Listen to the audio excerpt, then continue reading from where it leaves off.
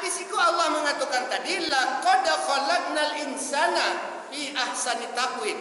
Kami jadikan manusia itu sabaik-baik rupa, sabaik-baik bentuk dibandingkan dengan makhluk yang lain, lebih istimewa manusia. Saburuk-buruk manusia dibandingkan dengan makhluk yang lain, lebih gancak juga manusia.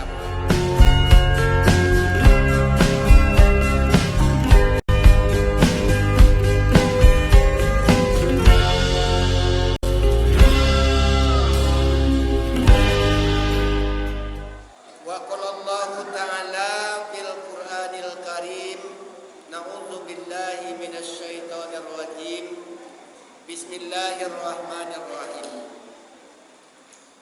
Laqad khalaqnal insana fi ahsani taqwim. Tsumma radadnahu asfala safilin.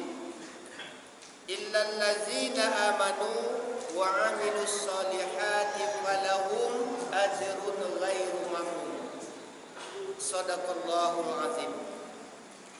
Kaum muslimin dan kaum muslimat, ayat yang ambo baca tadi mungkin pada umumnya kitalah hafal keseluruhannya, yaitu surat At-Tin. Iya dah.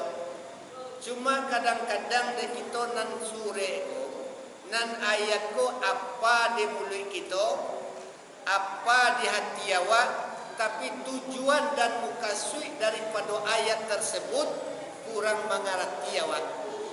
Daya terkadang tadi disampaikan laqad khalaqnal insana fi ahsani taqwim.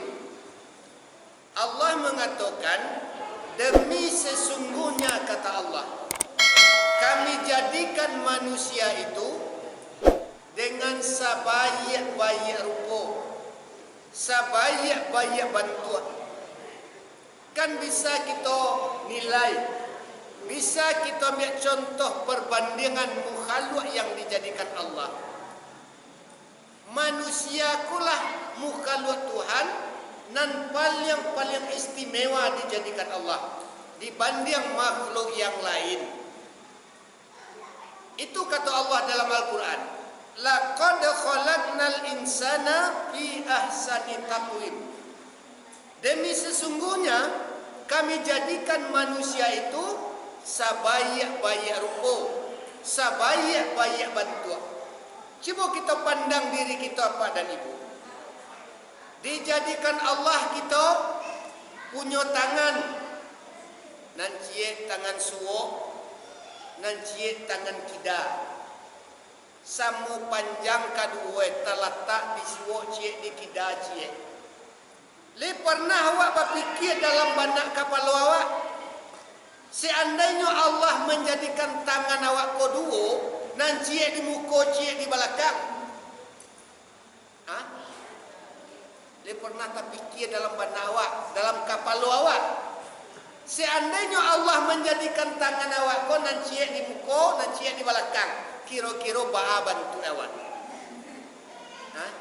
Baa bantu awak.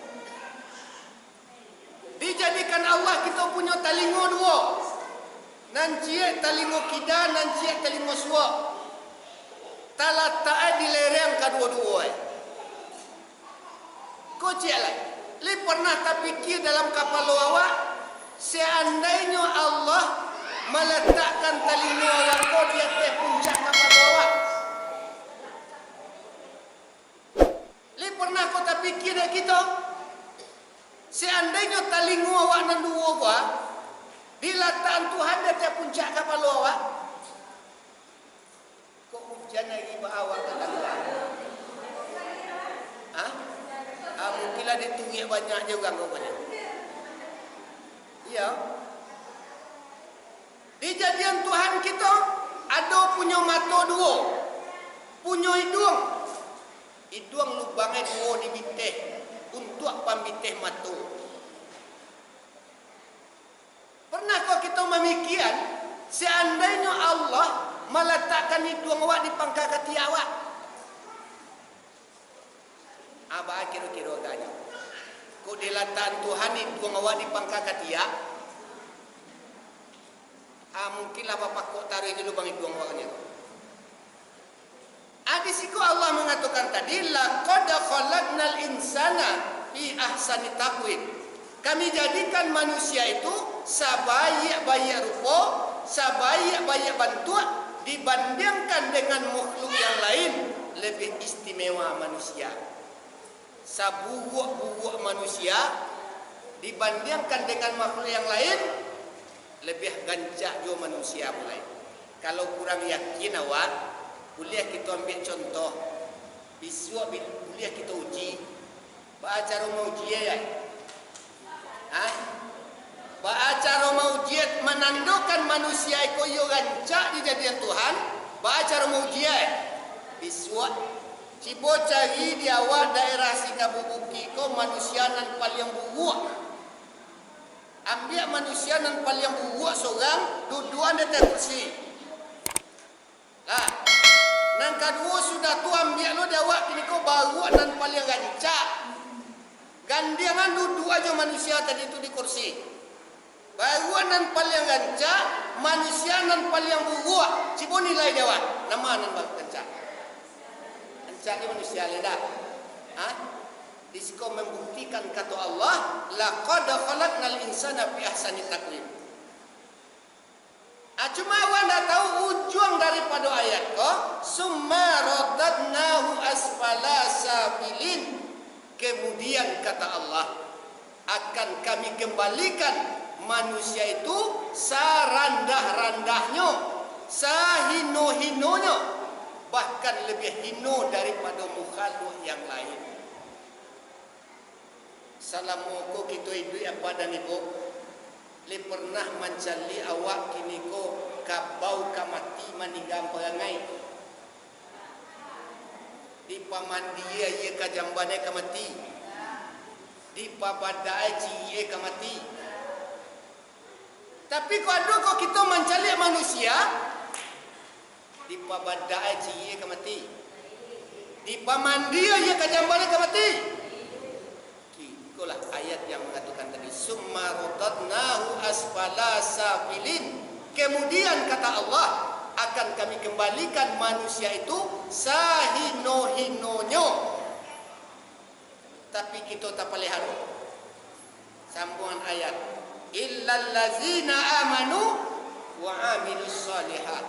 Kecuali orang yang tidak dikembalikan Allah, orang yang tidak dihinakan Allah, orang nan indah digandahan Tuhan adalah orang-orang yang beriman dan mengamalkan yang saleh. Tak-tak awak kini pak. Kena salih-salih satu Allahnya. Ayo dong.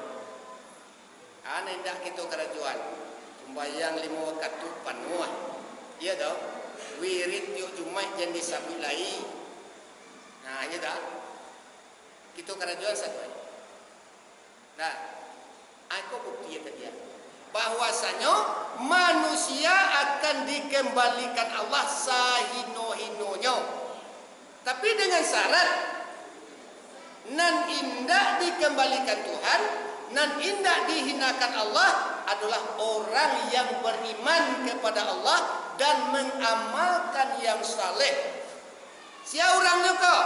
Orang yang sadar, yang mensyukuri dan sabar kepada cobaan Allah. Aku kan